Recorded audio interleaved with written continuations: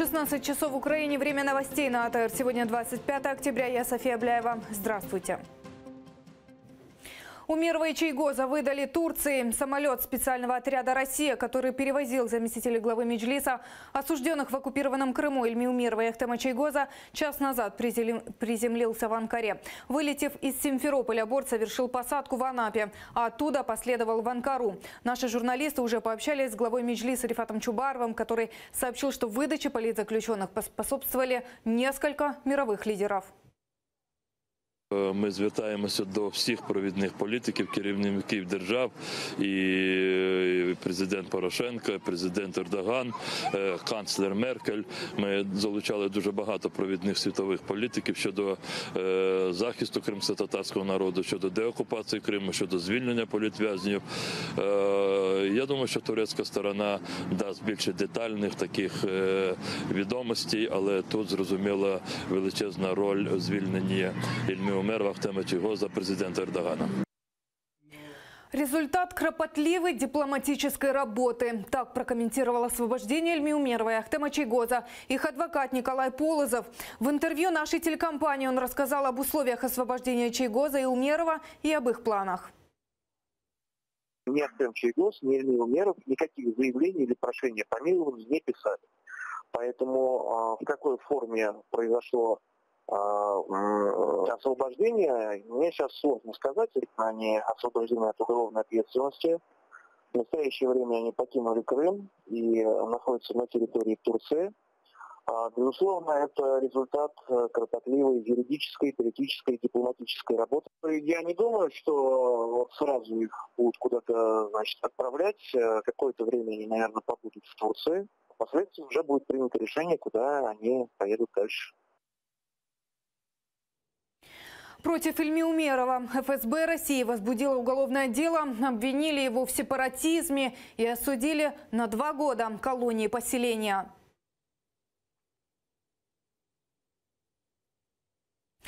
Другой заместитель главы Меджлиса Ахтем Чайгоз приговорен к 8 годам колонии строгого режима за организацию митинга и беспорядков 26 февраля 2014 года под стенами крымского парламента. А в Москве сегодня находится президент Германии Франк-Вальтер Штайнмайер. У него запланирована встреча с Владимиром Путиным. Штайнмайер ранее занимал пост министра иностранных дел и считается хорошим переговорщиком. Накануне визита президент Германии заявил, что не питает иллюзий по поводу предстоящей встречи с Путиным. Препятствием для нормальных взаимоотношений между Берлином и Москвой Штайнмайер назвал совершенную, вопреки международным нормам, аннексию Крыма, вызванный ею конфликт на востоке Украины и ощущение непредсказуемости действий России.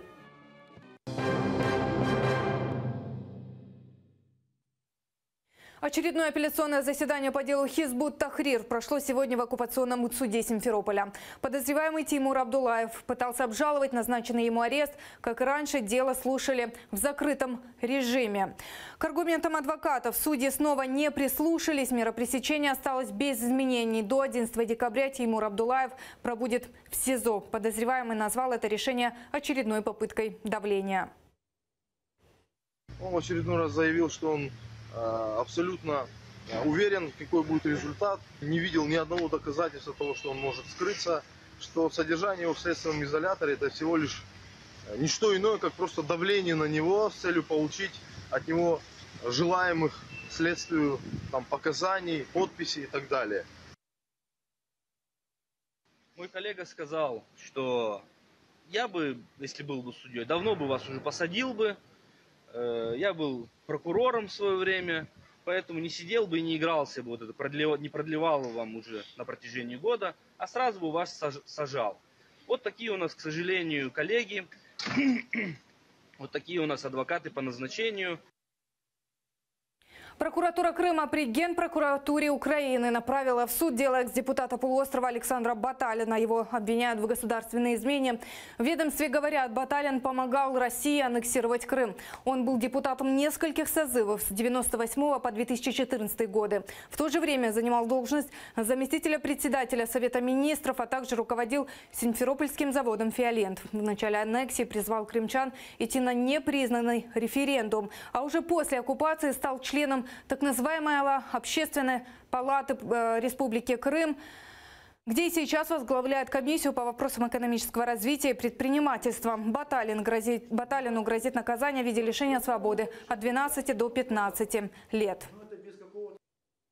За вчинення державної зради, саме голосування за відокремлення від півострову Крим від території України, про створення окремого нелегітимного утворення Республіка Крим та входження його до складу Російської Федерації. З матеріалами кримінального провадження та обвинувальним актом ознайомився його адвокат, призначений державою.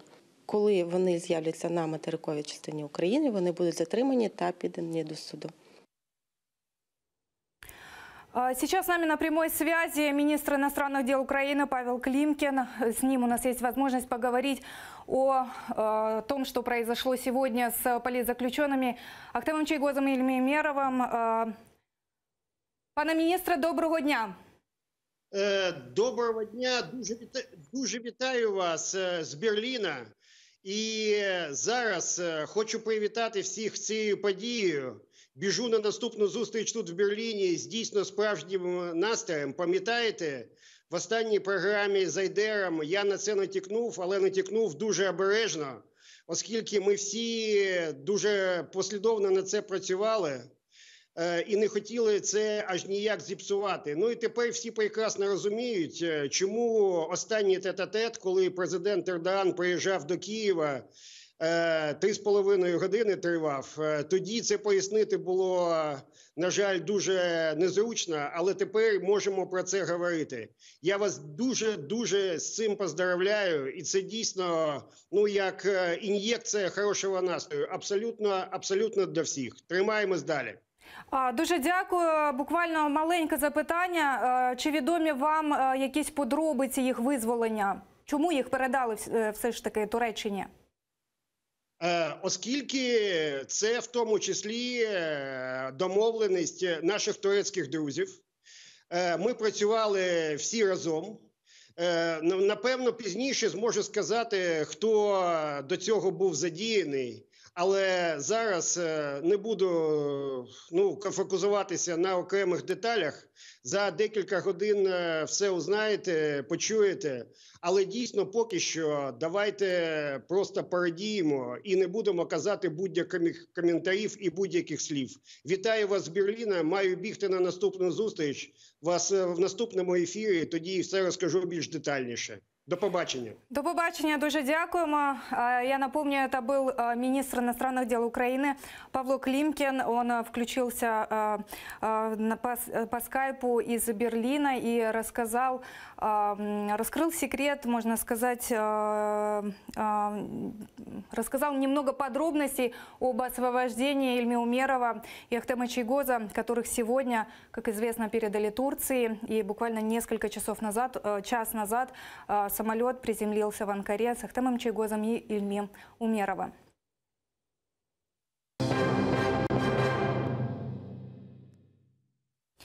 В Святошинском райсуде Киева продолжается заседание, где избирают меру пресечения лидеру добровольческого движения ОУН Николаю Каханивскому. Его задержали после стрельбы из травматического пистолета и драки с представителем правого сектора. Прокуратура просила 60 суток ареста. Два депутата, Игорь Луценко и Игорь Мосейчук, предлагали взять Каханивского на поруки. Вчера после заседания, которое закончилось поздно ночью, был объявлен перерыв до сегодняшнего обеда. Что там происходит сейчас, узнаем у Маргариты Потаповой. Она на прямой связи с нами. Маргарита, что нового ты можешь нам рассказать? Завершился ли суд?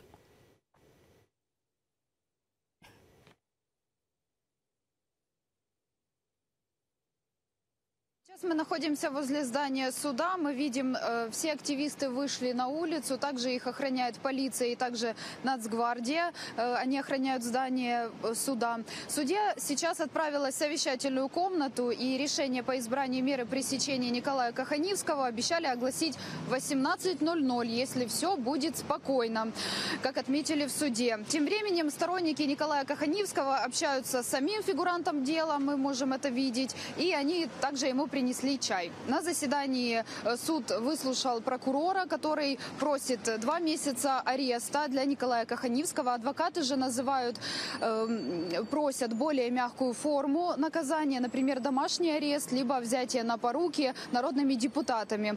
Игорь Мосейчук также присутствовал, народный депутат Украины, присутствовал на заседании суда. Сейчас мы его на улице не видим.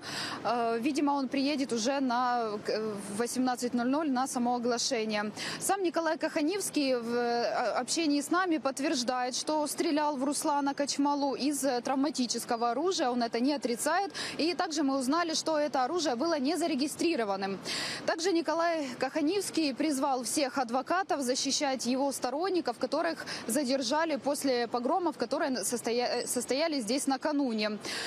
И также называет эти погромы провокацией силовиков. В суде накануне заседания нам рассказали о причиненном ущербе. Назвали эту сумму, это приблизительно 500 000 гривен. Но вот сейчас собрана в суде комиссия, которая делает уже точные подсчеты. Мы знаем, что одна только клетка в зале стоила 84 000 гривен, которая была полностью уничтожена. Вот. И сейчас эта комиссия подсчитывает сумму причиненного ущерба. И во втором зале, один зал зруйнований повністю, а во втором зале там пошкоджено тільки меблі.